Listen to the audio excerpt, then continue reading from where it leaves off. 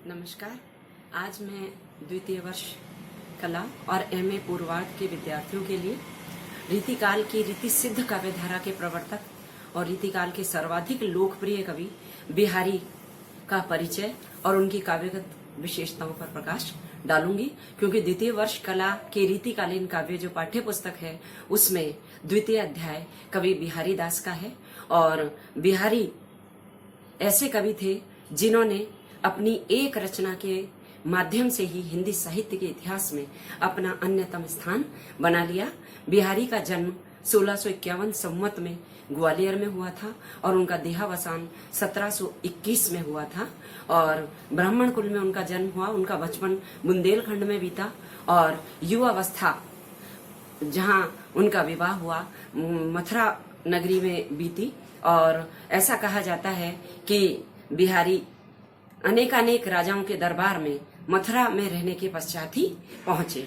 और बिहारी की बिहारी सतसई एक ऐसी रचना है जिसने हिंदी साहित्य के इतिहास में अपनी अमिट छाप छोड़ी है।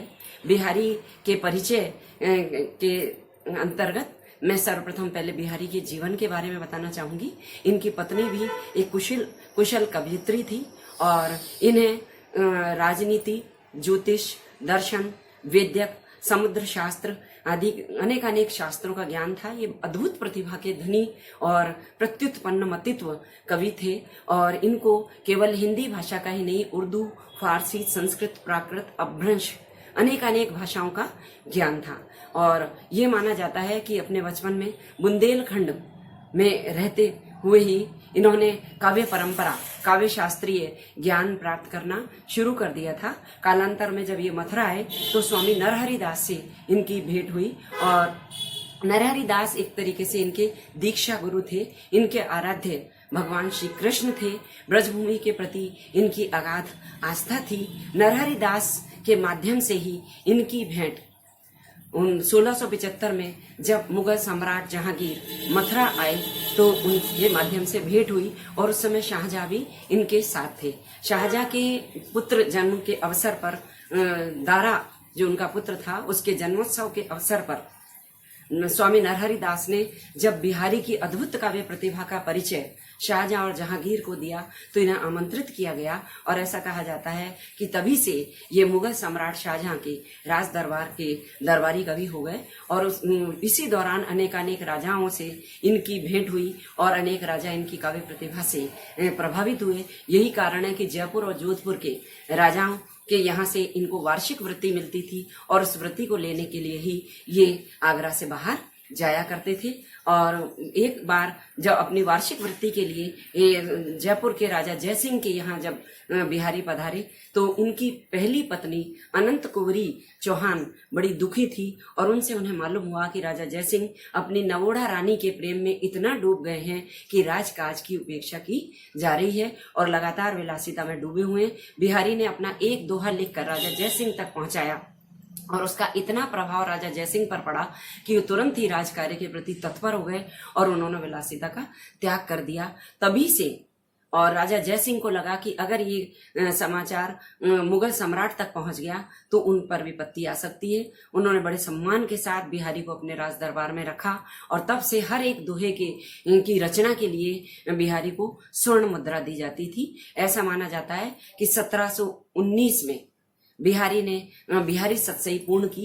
बिहारी सतसई पर गाथा सप्तशती और आर्या सप्तशती का प्रभाव है और ऐसा देखा जाता है कि बिहारी की जो सतसई है उसमें एकमात्र दोहे के माध्यम से उन्होंने विभिन्न प्रकार के विषयों को विविध पक्षों पर विविधता के साथ अपने विचार व्यक्त किए। और बिहारी के इस सतसई के माध्यम से हम बिहारी की काव्यगत विशेषताओं को देख सकते हैं। वास्तव में रीतिकाल की जो 3 काव्यधाराएं थी, रीतिबद्ध, रीति सिद्ध और रीति मुक्त, रीति सिद्ध काव्यधारा के प्रवर्तक माने जाते हैं। और रीति सिद्ध काव्यधारा वो काव्यधारा थी जिसके कवियों ने किसी लक्षण ग्रंथ की रचना नहीं की थी, अर्थात किसी काव्यांग के लक्षण और उदाहरण देते हुए उन ग्रंथों की रचना नहीं की थी, लेकिन काव्य शास्त्रीय नियमों का पालन किया था। यही कारण है कि बिहारी के काव्य में नक्षिक वर्णन और रस चित्रण, नायिका भेद, षट ऋतु चित्रण विशेष रूप से पाया जाता है।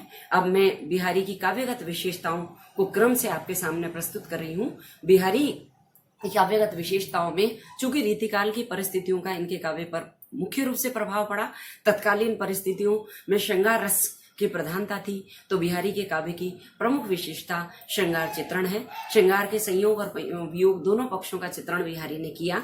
संयोग पक्ष में नायक नायिका के संयोग का चित्रण बिहारी ने किया, और जैसा कि आपकी पाठ्य पुस्तक में है, कहत नटत रिजत खिजत हिलत मिलत लजियात भरे भवन में करत है नैनन ही शोभा।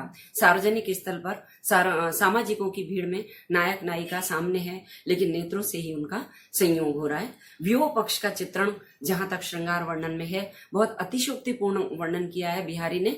एक नायिका जो वियोग में इतनी ज्यादा क्षीण हो गई है कि वो सांस के साथ ही इधर से उधर चली जाती, उसकी स्थिति हिंडोले जैसी हो गई, जिसका वर्णन करते हुए बिहारी ने कहा है, इत आवती चली जात उत चली छसातक हाथ चंडी हिंडोरे से लगी उसासन हाथ। प्रकृति चित्रण, प्रकृति के आलम्बन और उद्दीपन दोनों स्वरूपों का चित्रण बिहारी ने किया है। आलम्बन स्वरूप में ऋतु वर्णन का महत्वपूर्ण है। बसंत ऋतु का चित्रण करते हुए बिहारी कहते हैं, रनित भृंग घंटावली झरत दान मधुनीर मंद मंद आवत चलो कुंजर कुंज समीर। यहाँ पर कुंजन के वन से आने वाली हवा को एक हाथी का रूप दिया है। इसी प्रकार ज्येष्ठ मास की दोपहरी यानी ग्रीष्म ऋतु का चित्रण करते हुए कहा है, कहता है, बैठी रही अति सघन वन बैठी सदन तन माह देखी दोपहरी जेठ की छायाओं चाहती छा। मतलब छाया भी अपने आप को छुपाना चाहती है, ऐसी ज्येष्ठ मास की दोपहरी है। भक्ति चित्रण, यद्यपि इन पर रीतिकालीन काव्य का परिस्थितियों का सीधा प्रभाव था, श्रृंगार की प्रधानता थी, लेकिन ये माना जाता है कि अपनी पत्नी के देहावसान के बाद और इनके आराध्य चूंकि कृष्ण थे, बिहारी पूरी तरह कृष्णमय हो गए थे, पुनः राज दरबार को छोड़कर ब्रज में चले गए थे। उन्होंने बिहारी सतसई का मंगलाचरण भी राधा कृष्ण की राधिका की वंदना से किया। मेरी भवबाधा हरो राधा नागरी सोई जा तन की झाई परे श्याम हरित दुति हुई। इसी प्रकार दूसरा दोहा द्रष्टव्य है, तजी तीरथ हरि राधिका तन दुति कर अनुराग जिही ब्रज केली निकुंज मग पग पग होत प्रयाग। इसी प्रकार भाई आडम्बरों के खंडन के लिए उन्होंने कहा, जप माला छापा तिलक सरेनो एको काम मन कांचे नाचे व्यथा सांचे राचे नाम। मतलब भगवान सच्चे हृदय से प्रार्थना करने पर ही भगवान की प्राप्ति होती है।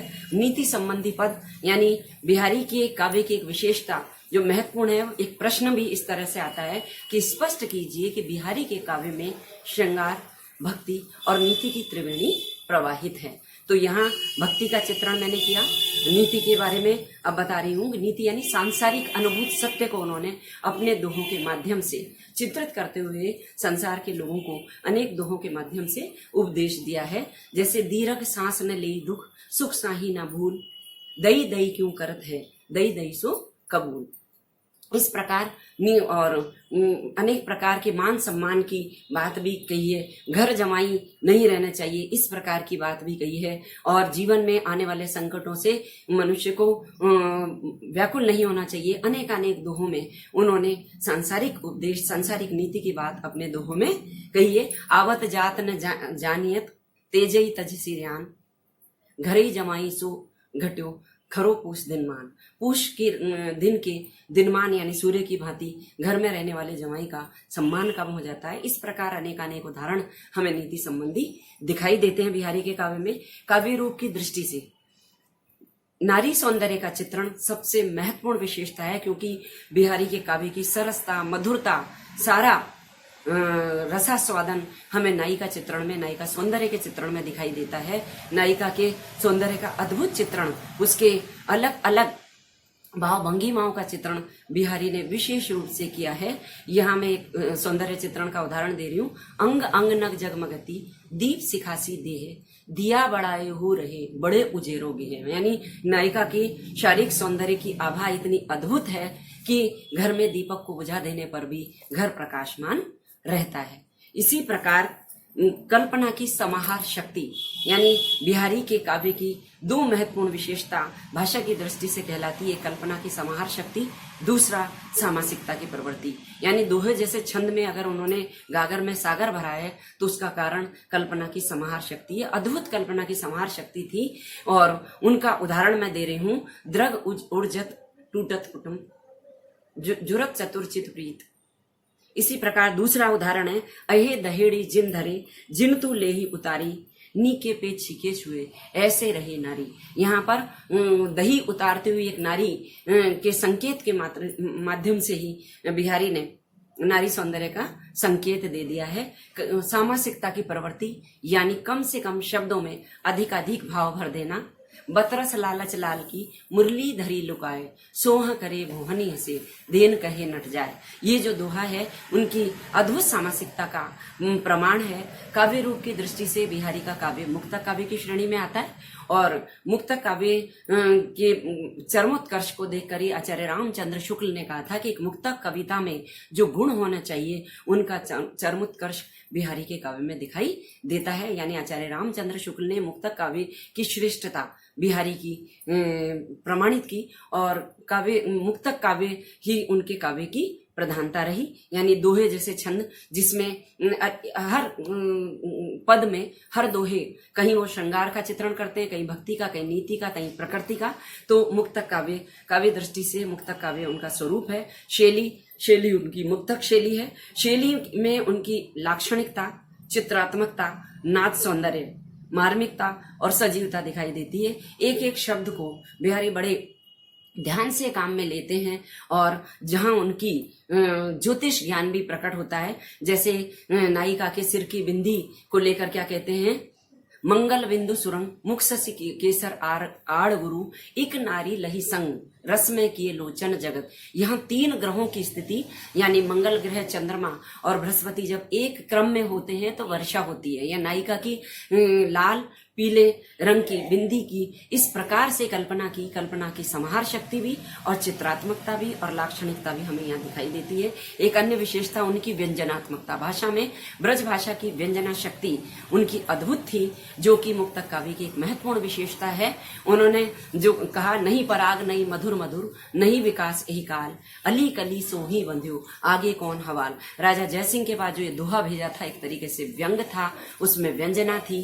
इसी प्रकार एक कर्तव्य परायणता और देश प्रेम की भावना भी हमें यहाँ दिखाई देती है, क्योंकि राजा जयसिंह जब औरंगजेब के पक्ष में युद्ध करने जाते हैं तभी उनको राजा जयसिंह को कर्तव्य का ज्ञान कराते हुए बिहारी दिखाई देते हैं। और वो क्या कहते हैं, स्वार्थ सुकृत न श्रम था देखी विहंग विचार बाज पराए पानी परी तू पच्छिन न मार। यानी इसके माध्यम से भी उन्होंने राजा जयसिंह को कर्तव्य का ज्ञान कराया। तो बिहारी के व्यक्तित्व की यहाँ अद्भुत विशेषता, उनकी बहुज्ञता नजर आती है कि जहाँ ज्योतिष वेद्य का ज्ञान दिखाई देता है, वहीं देश प्रेम और कर्तव्य परायणता, अपने स्वामी के प्रति निष्ठा का भाव भी इन दोहों के माध्यम से दिखाई देता है, जो उनकी भाषा की अपनी विशेषता है। व्यंजना शक्ति, सामासिकता, कल्पना की समाहार शक्ति, लाक्षणिकता और नाद सौंदर्य। इस प्रकार मैंने आपके समक्ष बिहारी की काव्य की समस्त विशेषताओं को क्रमशः प्रस्तुत किया है। और बिहारी सतसई में 731 दोहे हैं और बिहारी सतसई हिंदी साहित्य के इतिहास की एक ऐसी अक्षय निधि है जो अमर कृति के रूप में सदैव लोकप्रिय रहेगी और आज भी लोकप्रिय है। धन्यवाद।